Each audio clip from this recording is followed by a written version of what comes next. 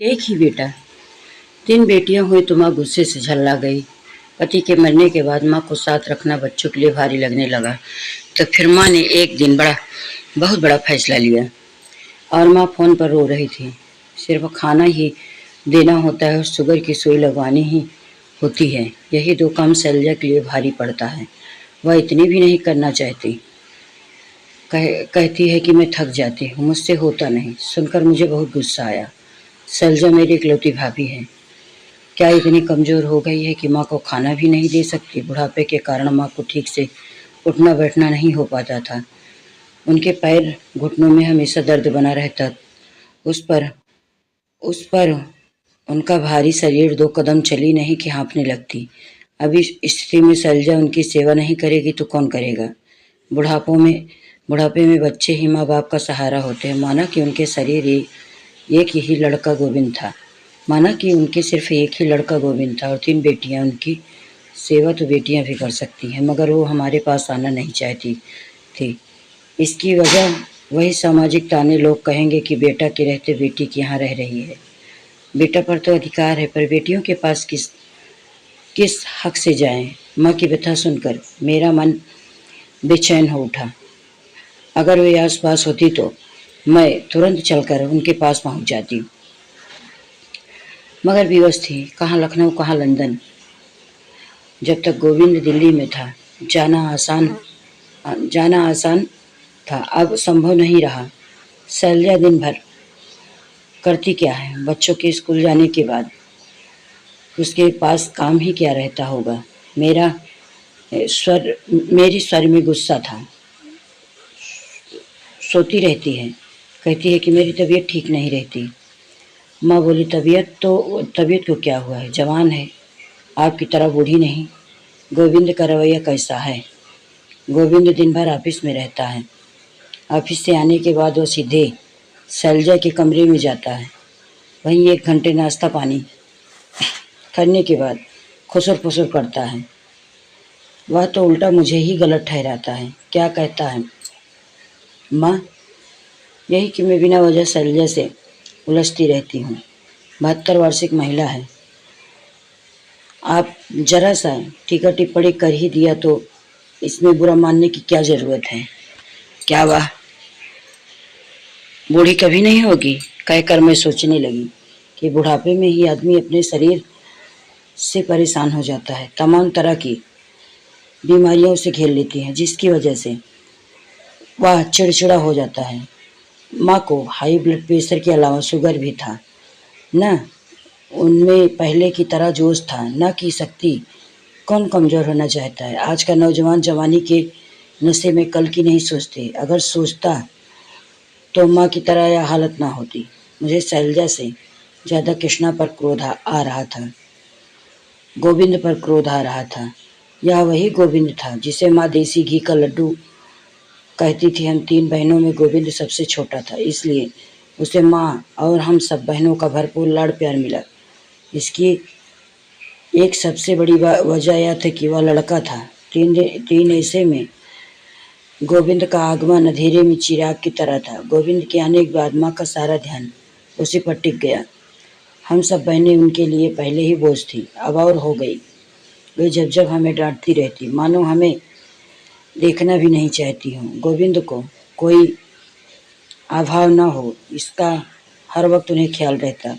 माँ के इस रवैये से मेरा मन दर्द से भर जाता। इस बावजूद भी मैं वही करती जो वह चाहती थी, सिर्फ इसलिए कि वह मुझसे खुश रहे। घर का सारा काम करना, गोविंद की सभी ज़रूरतों को पूरा करना, उसके बाद स्कूल की पढ़ाई करना, यह आसान नहीं था मेरे लिए। मेरा बोझ हल्का तब हुआ जब मेरी बात की दोनों बहनें मेरे काम में हाथ बटाने लगी। आहिस्ता आहिस्ता समय कटता गया। फिर एक दिन ऐसा आया जब पापा को मेरी शादी की चिंता हुई। उस समय पढ़ाई पूरी कर के मैं एक प्राइवेट स्कूल में पढ़ाने लगी थी। ट्यूशन व स्कूल की तनख्वाह से बटोरी गई फीस, पूंजी और सभी रिश्तेदारों की मदद से मेरी शादी हो गई। पापा ने फूटी कौड़ी भी खर्च नहीं की। वे अपने रुपए को लेकर हमेशा संशय में ही रहे। उनकी आंखों के सामने हमेशा गोविंद का ही भविष्य घूमता। लिहाजा मेरी शादी चाहे जैसे लड़के से हो, मगर उनका एक पैसा खर्च ना हो, ऐसा ही हुआ।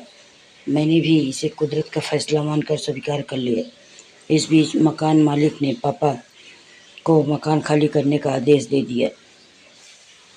इस मकान में पापा 25 साल रहे, वह भी मामूली किराए पर। एकाएक इस समस्या से राय मशवरा कर एक छोटा सा मकान खरीद लिया।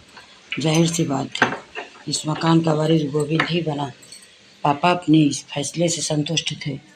बाद में मझली बहन ने भी प्राइवेट स्कूल और ट्यूशन करके जो पूंजी जमा की, उसी में थोड़ा बहुत अपना रुपया पापा ने लगाकर उसकी भी शादी कर दी। रह गई तीसरी बेटी, किसी तरह उसे भी निपटाया। अब उसके बाद सिर्फ गोविंद था। गोविंद ने कोचिंग करने के लिए फीस मांगी तो पापा तुरंत तैयार हो गए। वहीं जब मैंने कहा था तो साफ इनकार कर दिया था। कहने लगे कि हमारे पास इतना है ही नहीं कि तुम्हारे लिए कोचिंग करवा सकें। जबकि मैं पहले दिन पढ़ने में काफ़ी होशियार थी, परंतु पिताजी ने गोविंद को पढ़ाया। गोविंद एक बहुत बड़ी आधुनिक ज़रूरतों का सारा सामान खरीद लिया। माँ पिताजी सभी गोविंद की तरक्की से खुश थे। पापा को लगा उनका जीवन सार्थक हो गया। जब तक पापा जीवित थे सब कुछ ठीक ठाक चल रहा था। एकाएक पापा चल बसे तो माँ को लखनऊ छोड़कर गोविंद के पास रहना पड़ा। यहाँ उनकी देखभाल करने वाला कोई नहीं था। माँ बेटा बहू के पास नहीं रहना चाहती थी। वजह उन्हें अपने मकान और शहर से लगाव था, मगर इस उम्र में उनकी हमेशा देखभाल कौन करेगा। मैं भले ही दिल्ली में रहती थी, मगर मेरा अपना घर था। रात बिरात उन्हें कुछ होता तो कौन मदद के लिए आएगा। यही सब सोचकर गोविंद ने माँ को अपने पास बुला लिया। वह बिना मन के चली गई। अपने शहर का सुख और ही होता है। सबसे बड़ी बात, सब जाना सुना होता है, माहौल के रग रग से वाकिफ होता है। बहरहाल साल में एक बार हम सब बहनें उनसे मिलने जरूर जाती। वापसी पर उनकी आंखें भीग जाती। कहती कि मन नहीं लगता, लखनऊ आना चाहती। मैं कहती थी वहाँ अकेले रहना क्या आसान है, उम्र हो चली है, रात बिरात तबीयत खराब होगी तब कौन होगा वहाँ। कम से कम गोविंद है आपकी देखभाल के लिए। गोविंद बदल गया है। माँ बोली इस पर ज़्यादा ध्यान मत दिया करो, बदलाव सभी में आता है। कहकर मैं ऑटो में बैठने लगी। मैंने पीछे मुड़ के देखा। माँ तब तक देखती रही जब तक ऑटो उनकी नज़रों से ओझल नहीं हो गई। मुझे उनकी दशा पर तरस आ रहा था। समय हमेशा एक जैसा नहीं होता, सब कुछ पहले जैसा चाहती थी। लखनऊ आने को कहती मझली बहन शिवांगी बोली, माँ मझली से ज़्यादा करीब रहती थी, क्या यह संभव है?